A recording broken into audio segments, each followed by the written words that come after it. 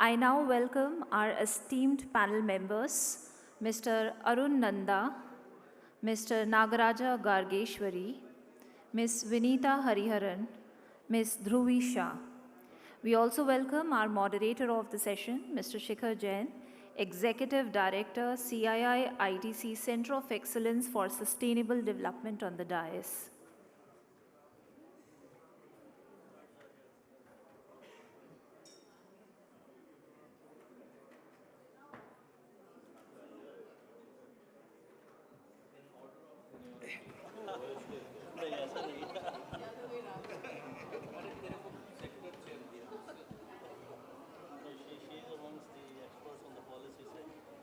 I will now request Mr. Shikhar Jain to take the lead and commence the discussion. Good afternoon, ladies and gentlemen. May I request everybody to please settle down. I know it's just immediate after lunch. And I ask my colleagues also if we can get all that lunch area closed so that we have no noises coming in over here. Okay.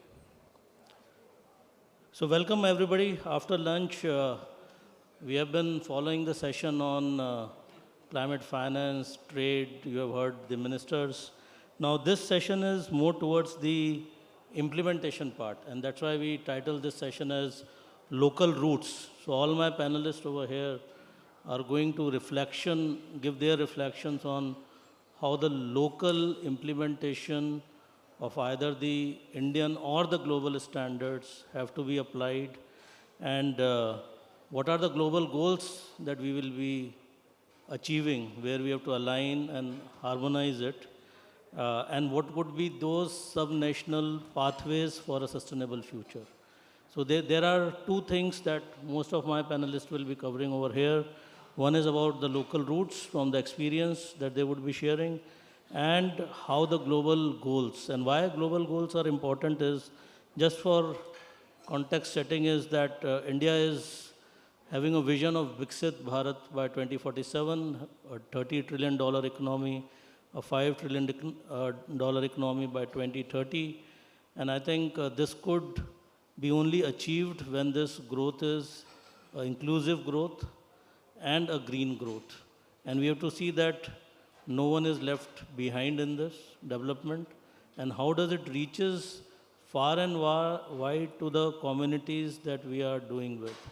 So when we talk in CII, we talk majorly about one stakeholder, which is industry, but this growth that we are talking of has to be an inclusive growth, wherein all the community, workers, your nature-related aspects, how all could be aligned for an overall development path.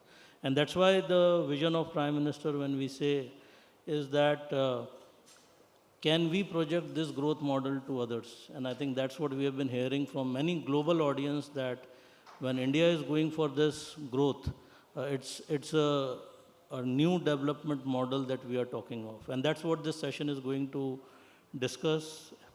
And we will get some experience known from our panel member.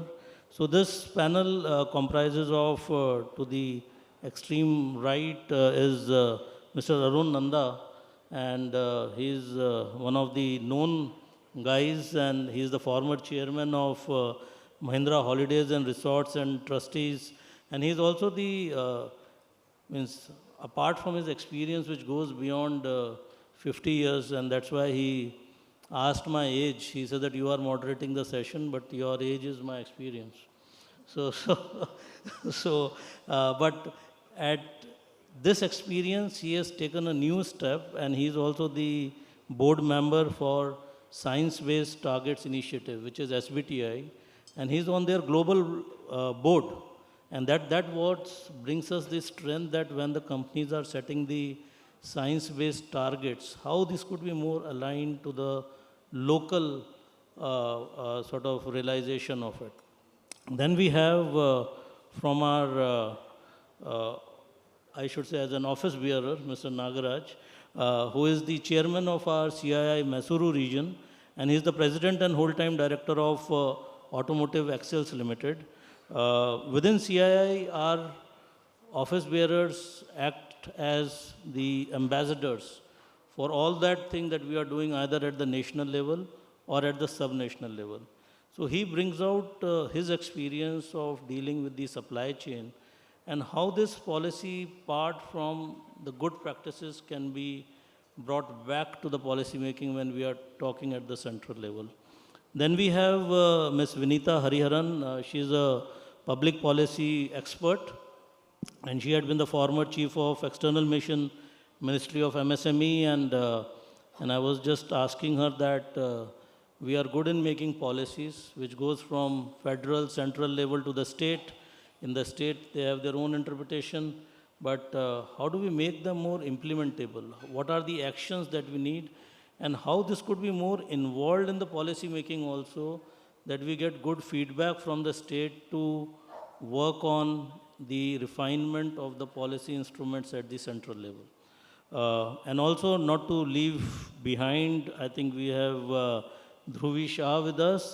She is the executive trustee and also the CEO for Axis Bank Foundation, looking after many such local CSR level projects, and she will just give us also the insight that how these projects bring out good value. So with this panel, let me begin asking in the order from Mr. Nanda that from your experience, sir, I will drive it from your experience and what you are now handling on SBTI, that we have worked a lot on mitigational part from the climate point of view, but what are the adaptive strategies that companies need to adopt at the local level, and your viewpoints and your insights on it, and how do you see this coming out with a good involvement of various stakeholders? So over to you, sir. Thank you. Thank you for the opportunity. It's the first time I'm speaking on sustainability. At my age, I've spoken on most of the time, but most of the time it's on business. So, you asked a very relevant question. As I see it, there are two parts to climate change, sustainability, development. One's the mitigation part and one's the adaptation part. We normally talk of the mitigation part. We talk of how vehicles will cut down, how the power generating companies will bring down, how this will happen. And so I'm going to focus more on the adoption part rather than on that, because last 1.5 days we've been hearing what is being done on the mitigation side. See, on the mitigation side, let me give you one or two examples. Now, when it is power generation, it is mitigation is the only thing. But when it comes down to transmission and this thing, because the company Tata Power sitting in Bombay House cannot do it. It has to be done at a local level. It has to come down to the level of the village sarpanch to make sure that there are no this thing. See, for which I feel, so I'm just gave that as an example, but I'll tell you why I feel it is important we need to go. And how do you go about it? I think the first most important thing is what I call stakeholder engagement. I was talking the other day to a friend who was asking, "Tu kya karega? Bloody, you're an accountant. What will you do on in this area of this?" So I said, look, as an observation, there are very few groups. See, in college we heard two words: de jure and de facto. So de jure is when it is legally compliant, de facto is when it's happening on the ground. Most of the companies, if not most, at least a large number of companies, do this because of compliance reasons. And it is not only in the sustainability area. You see it if you go to SEBI, since I was on the finance side, I've seen.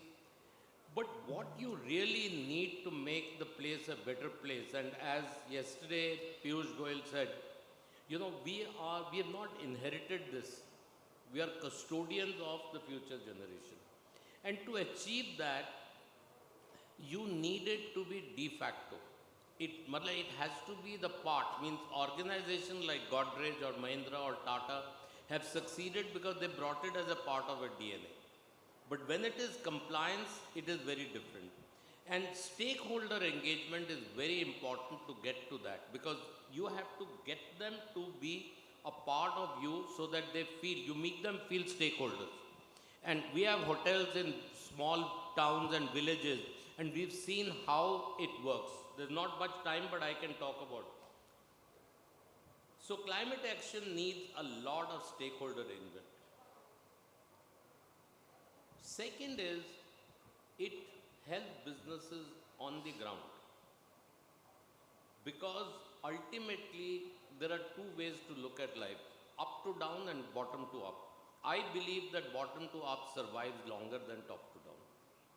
And the third is, supply chains are very important. I gave you the power. Without looking at this point, I gave you the thing of example of power. Generation is one side. Where do we lose most of our electricity? Where is our inefficiency? It's in the loss of the grid.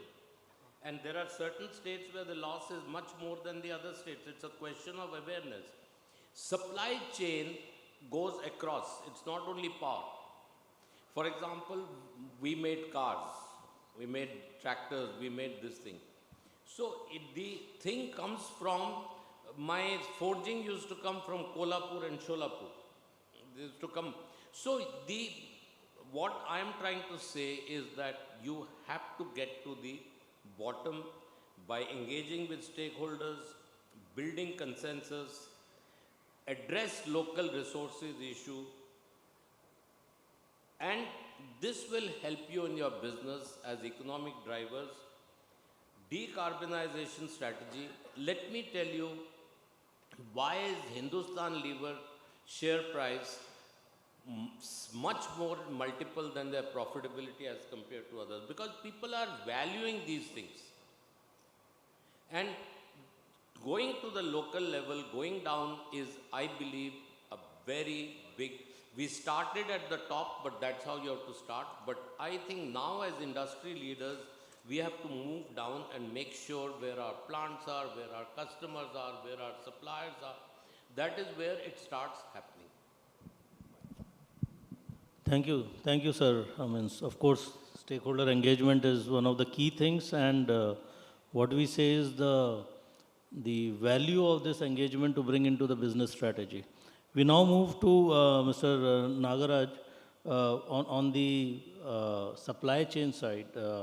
One thing that we learned from Minister Goyal yesterday, he said that while industry need to be dependent on government for policies related to supply chain, but at the same time, corporates should also take action that they make the supply chain more inclusive also from the externalities that the supply chain members are going to face.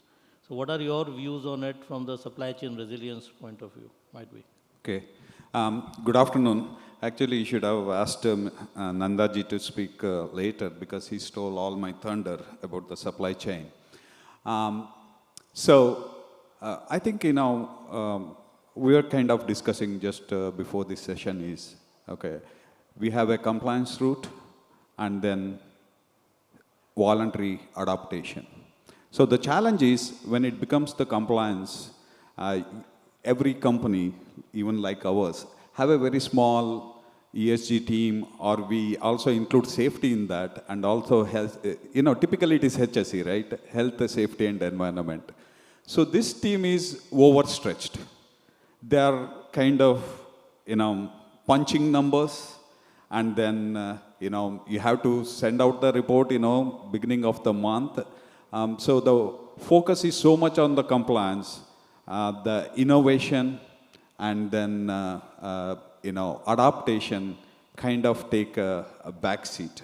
So if you have to really move in this direction, it has to be a bottoms-up approach, and then it also has to start at the home, right?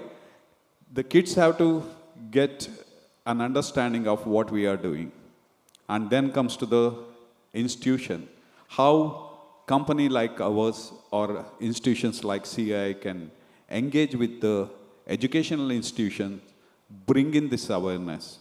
And most of the times we are having, we are all gone through this, right? Internship and induction program. When the new employee joins our company, there is so much of focus on the work, process, systems, and everything, but probably we underplay the importance of sustainability and what exactly we are doing and what we can achieve, kind of a benchmark it.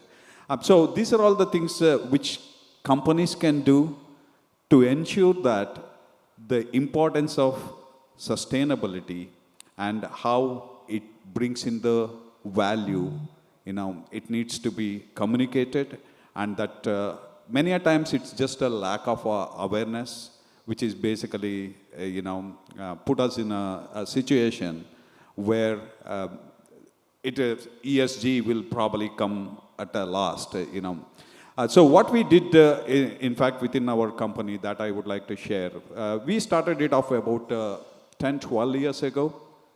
So obviously, water is one thing we use all for washing purpose and for processes and everything. So we started rainwater harvest 12 years ago, and we were the only company in the Mysore region. We had always maintained water positive when we looked at the water level. So that kind of encouraged us, and now we have close to about 2 million liters of water. And thanks to this year's monsoon, so we are saving lots and lots of water. So we started off a journey like that, and then, the stillages, we always wood packing, plastic packing. So this is the initiative again taken. It's a voluntary adoption. It is not to say that, we wanted to comply. But again, when we realize now, whatever the initiative took, 5, 6 years ago, it is paying off.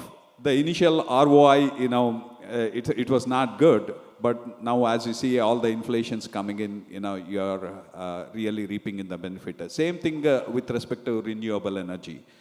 So all our process, we are looking at the innovation in terms of, not just that, you just follow the suit. Some companies are doing, obviously, we don't want to reinvent the wheel, while we also learn from, other companies, but at the same time, what is that new things we can add? And in fact, in many cases, we went back to the customer, really kind of engaged them in what best practices we can bring in, how we can go for our alternate materials, how we can go for our alternate processes, and how we can go for even, like alternate packaging. And one thing Nandaji, touched upon, it is most of the times, people don't pay attention to that, but that has a big, big impact on the carbon footprint. So he talked about the logistics. Many a times we also get, material from thousands of kilometers.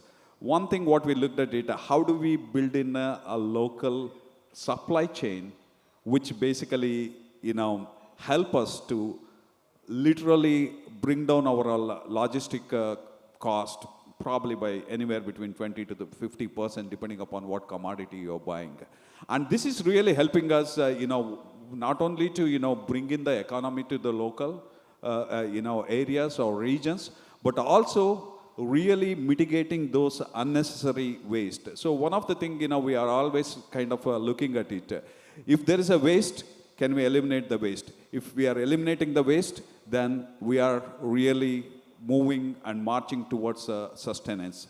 And there were a couple of use cases I have attended in some of the seminars, especially with respect to sustainability. Two of the use cases is I really want to implement, and we are already doing something. One of the use case, they said in a beverage company, where typically anywhere between 4 to 6 liters of water is used for 1 liter of beverage, they implemented through innovation and then ensuring that waste is eliminated, they almost brought it down by 40%.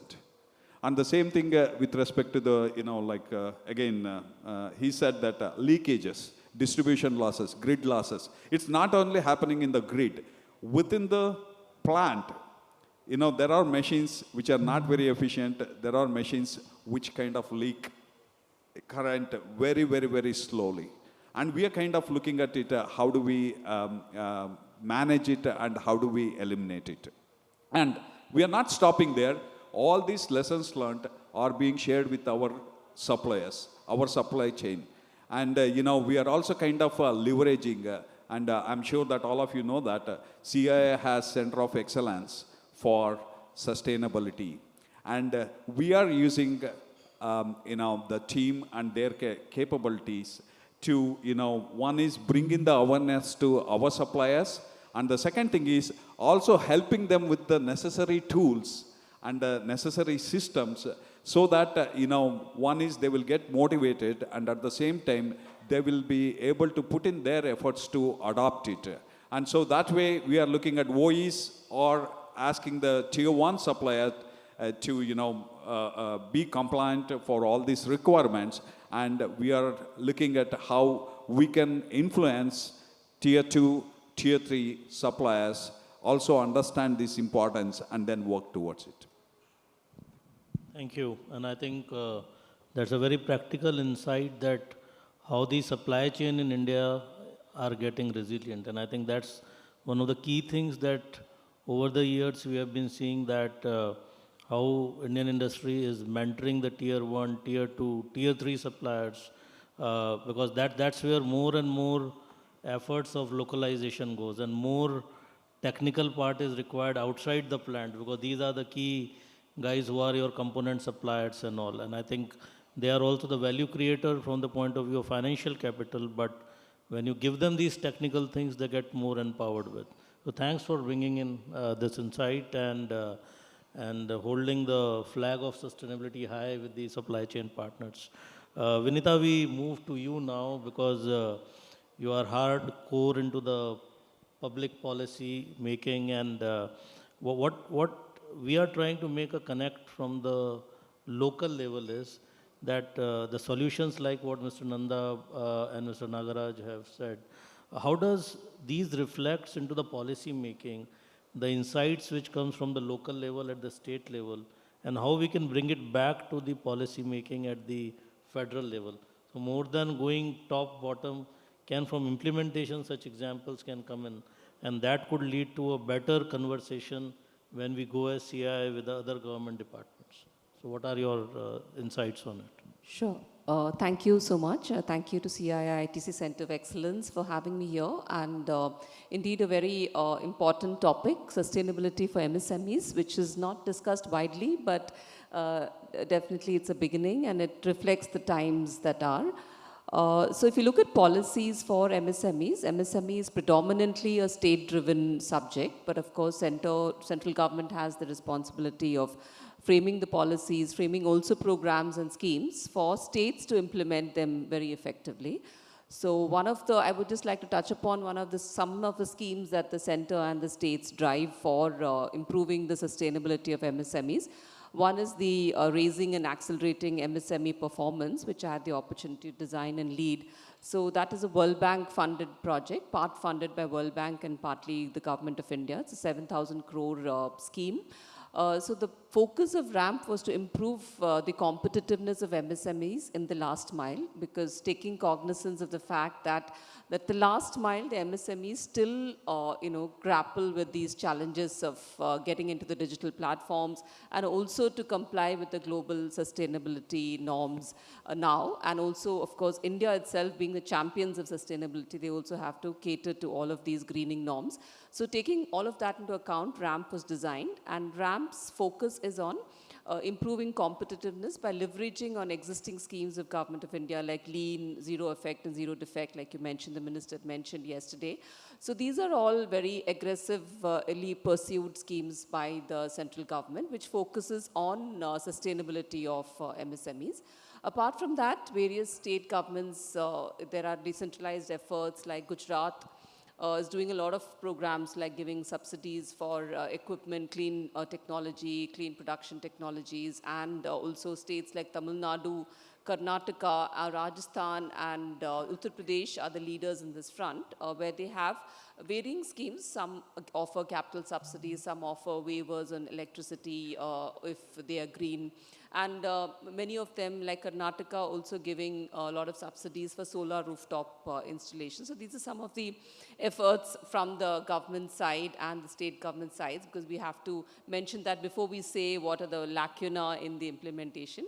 So as you said, bottoms-up planning is extremely important. It's not enough for us to discuss in Le Méridien about the sustainability aspects of MSME. I think we really need to go out there and be with the MSMEs and handhold them into, first of all, to bring them up to speed with what are the norms and what are the sustainability norms that are there globally as well as nationally. I think that is one.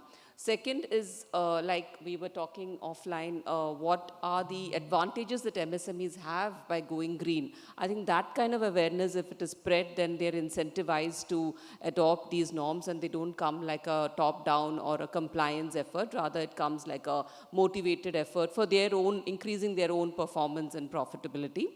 And if you talk of bottoms-up planning, I think what is most important and what's very close to my heart is about the local bodies engaging in, in implementation of schemes for MSMEs and particularly greening of MSMEs. Again, we go back to the old, age-old, issue of capacitating our local bodies. It's very important to educate and capacitate our local bodies, because right now they're all very flushed with funds with the, the 16th and 15th Finance Commission grants. But what about their own revenues? What about their own capacities? So local economic development, I think, is the key to the solution that we are seeking of bottoms-up planning. Once our local bodies are equipped with the knowledge of, what are the needs of the MSMEs, and if they have a system where they could actually map the MSMEs in their particular local body, say a Grama Panchayat or a municipality has an information or a particular cell which focuses on mapping all the MSMEs and saturating the MSMEs with all necessary, interventions to kind of meet all the challenges that they have, which is access to finance, access to technology, access to human resources, and access to resources for greening of their own enterprises. I think that will be a good solution for us to start with to improve this bottoms-up planning and all the findings. And I think at the end of the day, the local bodies, the buck stops there. The buck should stop at our Grama Panchayats and local bodies to actually be very effective in spreading the message to the MSMEs. And of course, we also have the District Industry Center, which is a machinery that has been set up since many, many years, but they've almost, very sadly, many of them are defunct and many of them are decrepit. And so the, one of the initiatives under RAMP was also to re-energize the District Industry Center. So they could also become the grassroots cells, the cells at the district level to actually implement these programs that are being imparted by the state government and the central government. So it's a combination of all of these efforts, I would say, would improve our bottoms-up planning. And definitely bottoms-up planning is very, very essential, because policies can't be thrust down as much as they can, be done from as a requirement coming up from the MSMEs at the last mile. Thank you. I think that's a very good insight, that local bodies have to be also empowered, and they are sitting on a lot of information which is not captured anywhere. Because they means I don't know, in some district data it reflects or not that how many MSMEs they have and what type of supportive policies might be unknowingly they don't know.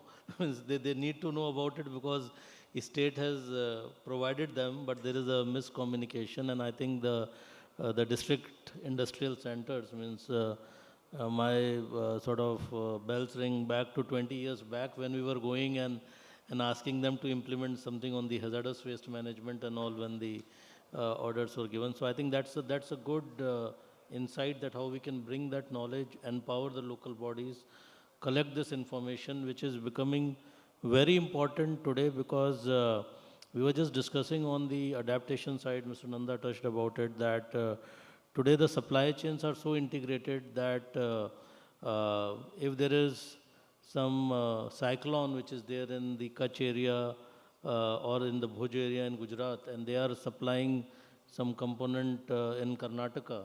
Now, if that integrated information is not there, all of a sudden, when the disruption in the supply chain takes place, they come to know that the complete consignment is delayed by 45 days and all. So I think that local body needs to have all this information. And similarly, when we were doing this work in Andhra very recently, we came to know that many disaster management centers which are there, in case of any such super cyclone and all comes in, so we realized that the infrastructure is there, and sometime back in 2018, they were utilized very well, but somehow coming down to 2025, that information is lost.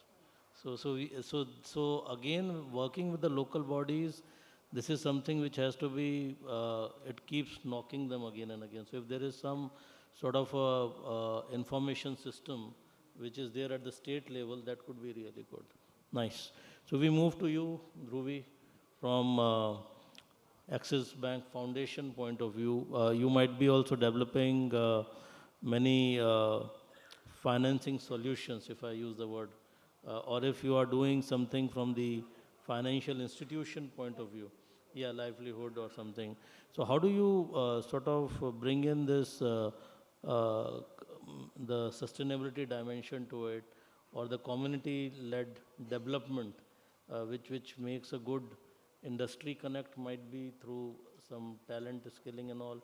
But what are these new innovative solutions that you are looking in, which supports the community towards some sustainable development goals or sustainability, that can then go into the policy part, as I was giving, and then we can bring it at the central level. Yeah. Let me try and address it as best as possible. So thank you to CII for organizing this. I think we are talking about sustainability and a whole spectrum of it. I think that's very important because everybody is connected, right? Grassroots is us at the end of the day. It's not anybody else. We typically see somebody else as grassroots, but grassroots is people at the end of the day, whether you're part of a supply chain, whether you live in a city, whether you're in a village. But it's all our decisions that are going to matter as we move to a future. Coming to what we do in villages, we support farmers, small and marginal farmers, typically in rain-fed areas where they do not have access to irrigation, to try and first is sustain their incomes, enhance their incomes and sustain it. So it starts with water, better productivity, market linkages. Ultimately, they are all part of some form of supply chain, either as consumers or as suppliers. And unfortunately, they are also, they get impacted the maximum with disruptions because they are at the bottom, even as a consumer or even as a producer or contributor. So while they take the highest risk, the remuneration and the insurance, for a lack of a better word, is the least available at grassroots, right? So sustainability is not just ecological sustainability, but supply chains need to factor in the risk that people are taking at every level of their shareholding, and how are the profits distributed? Are they distributed basis the capital they invest or the risk they take? And it's not always proportionate. A farmer takes the highest risk with maybe a little lesser capital investment, but the repercussions are also the highest on him, right? I mean, look at what has happened in Punjab today. I mean, the entire crops are lost.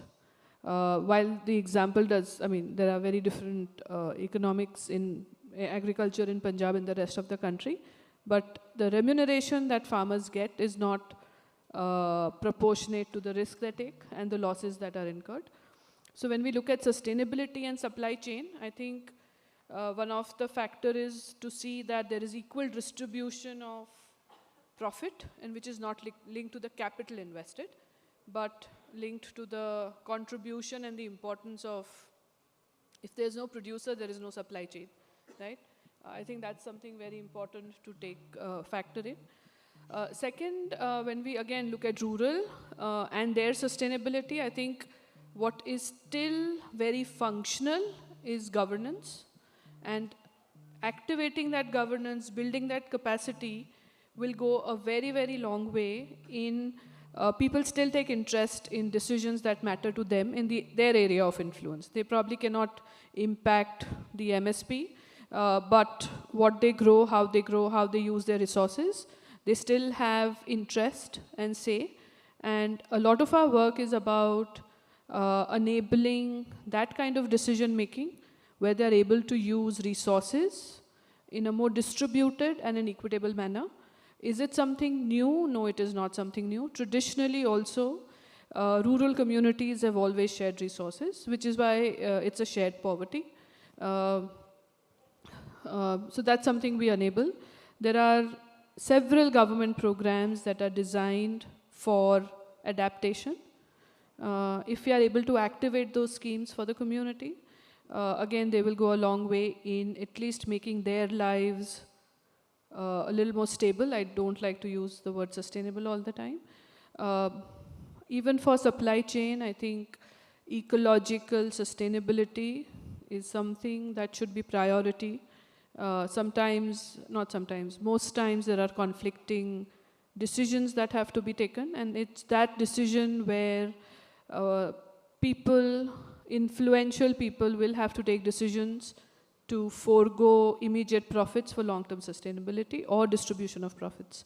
I think some point, some reversals need to happen to be able to create a different kind of foundation for the future.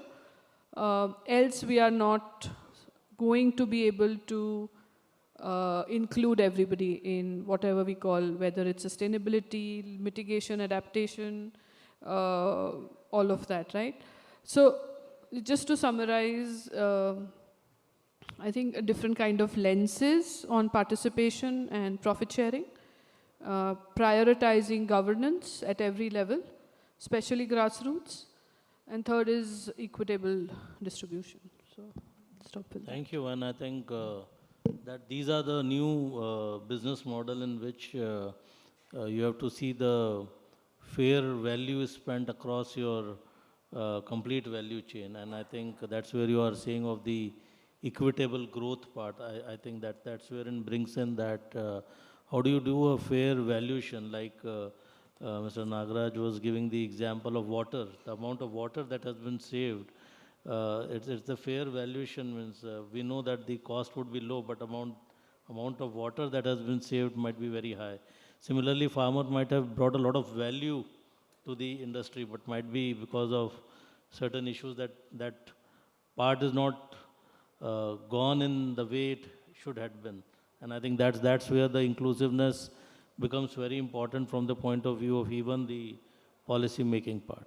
So I will go for a quick second round of questions with all the panelists, wherein I will just request for one good idea that you feel from your experience, from the point of view of policy making, that we can take from this particular panel or this session from local roots and aspiring for the global goals. One thing that has been reflected by all of you is that if we take these measures more as a voluntary or a day-to-day business part, then it's always good. Because the moment it becomes a compliance, it becomes the complete regulatory part and all.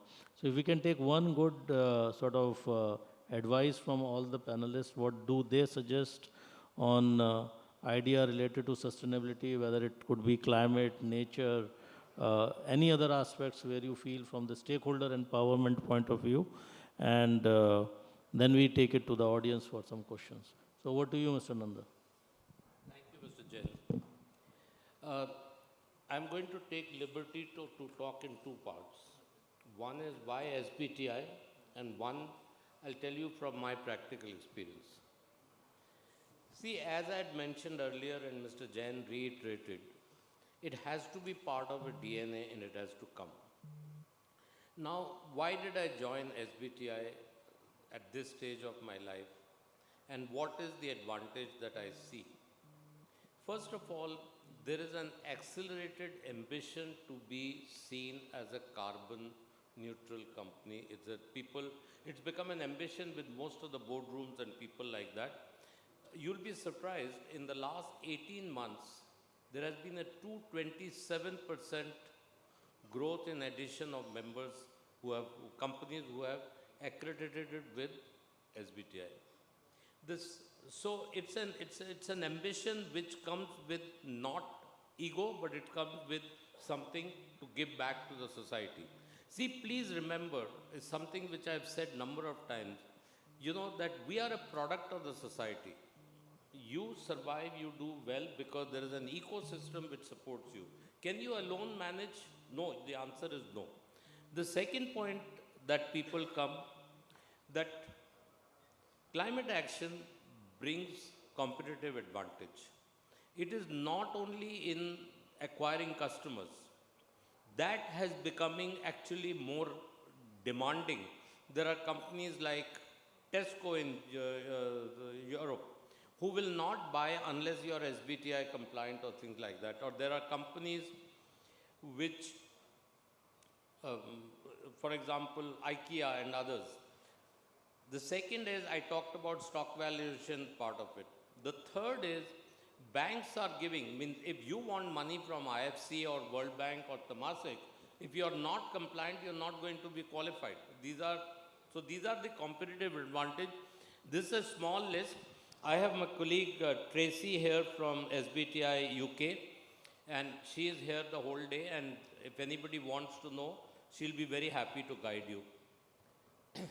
Third is a very important point that I learned from my life. If you are a leader, there are not only you're projected as a leader, it comes with a lot of advantages. The standard setting organizations, the government, the local authorities call you, the CIIs call you because you're seen as a leader, and when they are doing something, you play a role. Not in another situation, if you're not there, you'll only be complying. But here you will play a role in setting standards and doing things like that. So you actually educate people in the bureaucracy, in the administration, in the CII as to what are the real challenges and do it. Having said this, I want to share a couple of examples. And please, at 77, I'm not looking for praise, but I want to, because the average age here is less than my number of years that I worked with. When I don't know how many of you know that I'd set up 2 new cities, Mahindra World City, Jaipur and Chennai. When I wanted to do that, people were thinking I was mad. And why did I do it? One day, my executive assistant came and said, good night, and I said, how's your baby? And he had tears in his eyes. And those days, he was staying, our office was in Nariman Point, Gateway of India area, and he was staying in Kandivali because there was road construction going on. He said, when I leave office, home, my child is sleeping when I reach. That's where the concept of work, live, learn and play came. Everybody thought, the leading agencies, this guy is mad, you do it. Today, what I built, I bought land for 8 lakhs of rupees and I spent 50 lakhs per acre on construction. We are selling at 10 crores. The paybacks are much, much higher when you do something of that. When I wanted to do in Mahindra Holidays, I wanted to get into this in a lot. Sir, we get power at 4 rupees. Why do you want to spend so many rupees a kilowatt to do? The payback was 2 years. After 2 years, we are getting free power from the solar. Composting, the bloody fertilizer when you have to buy. So if you, and the limited point I am making is, take some of these calculated risks over a period of time and not over a very long period of time. They are going to pay you back. IGBC buildings cost 7 to 10%, but project department will say, when you are CEO, sir, my budget is 2,000 rupees a square foot, this will go to 2,150 rupees. But that 150 rupees of power, I recover in less than 2 years. No, isn't it better to put 150? So I am saying that take leadership position, take challenges. It is something where the reward comes slightly later and not to the next generation. But the reward, the payback, you're spending money today, which is recovering in 2 years, but the next 20 years you're going to get power free. Next 20 years you're going to get water free. You're going to get. So please take these chances, take these things, and you will feel happier. My happiness does not come from the profit. My happiness comes from what I did for the society. Great. Thank you. Thanks, sir. That's good. Mr. Nagaraj, your Yeah. views. So, purely from the policy perspective, what we can do or what the government can do to really encourage is, especially for the micro and then small industries, if we want to change from, compliance to voluntary, then there has to be some kind of an incentive. Either it is a tax breakup and all, some kind of a investment or, interest-free loan, whatever you want to call it. If it can be provided based on the performance, not on the report. See, your carbon footprint is so much for this particular product category, then you are eligible for this. Because this will drive the motivation, because definitely if there are 10 industries, definitely few industries will volunteer and rest of the people will follow that and they understand what benefit they are getting.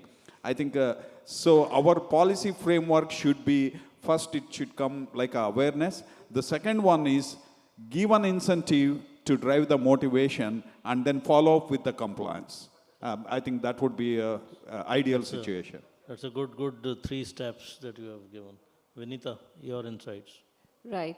So as I said, bottoms-up planning, the only solution is to have these local economic development cells, I would say, in maybe in a cluster of gram panchayats, or in if it's a big corporation, then one particular cell in that corporation, catering to all the challenges that MSMEs face. First of all, map the MSMEs, then understand the challenges and have a holistic checklist of what are the challenges: access to finance, access to technology, access to capacity, and over a period of time see that all of these challenges are redeemed, and probably have a system of checks and balances by the district and by the state government. In that way, I think we can have a mechanism of saturating and reaching out to all the MSMEs at the last mile, and help the MSMEs also leverage on the central and state government schemes.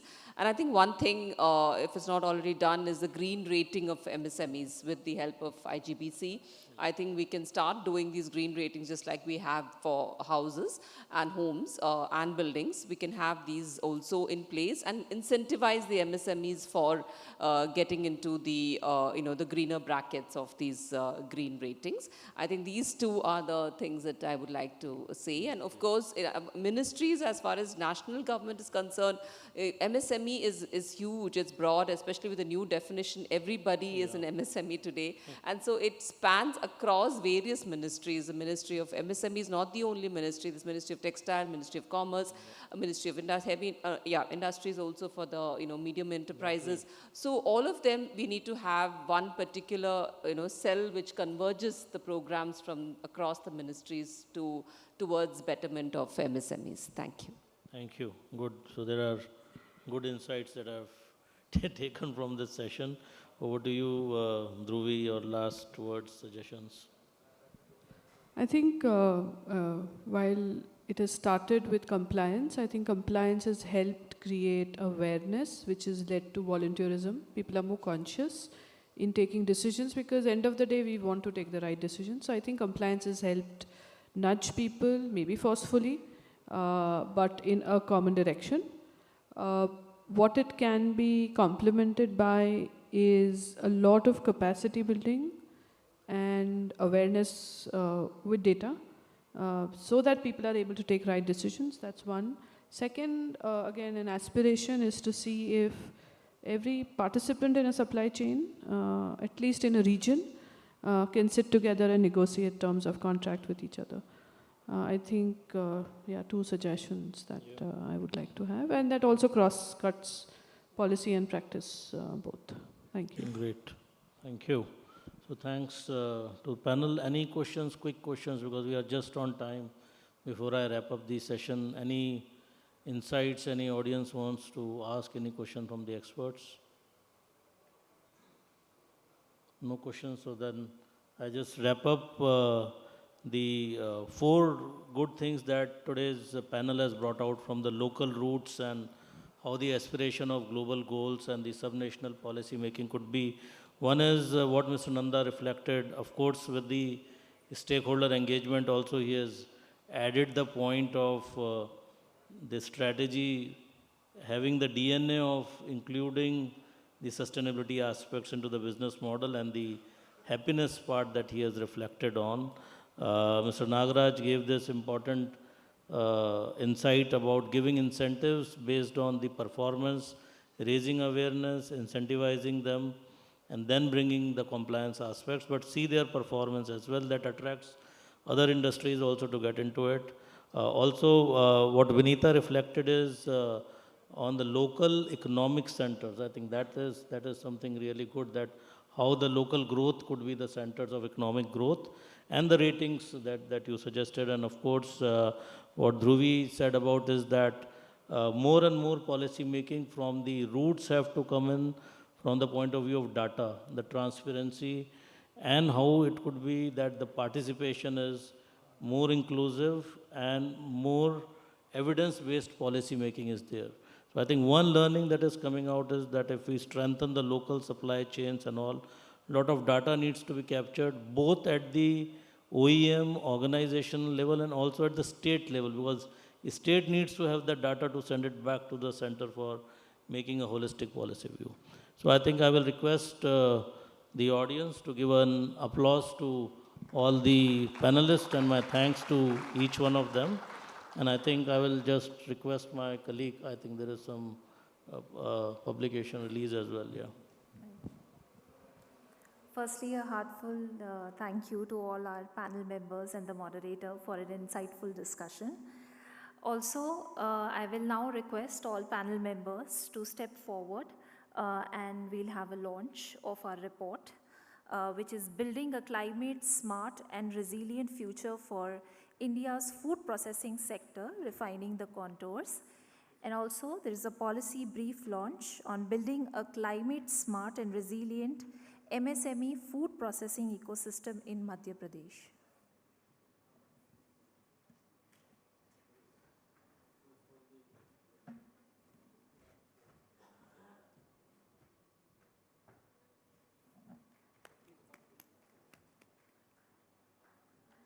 Yeah, a huge round of applause, please.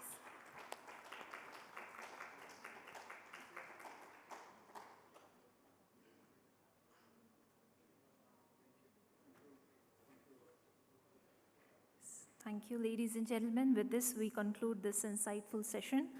And I request now audience to please remain seated, because we'll start with our next session, which is on breathing better solutions for clean air. Thank you.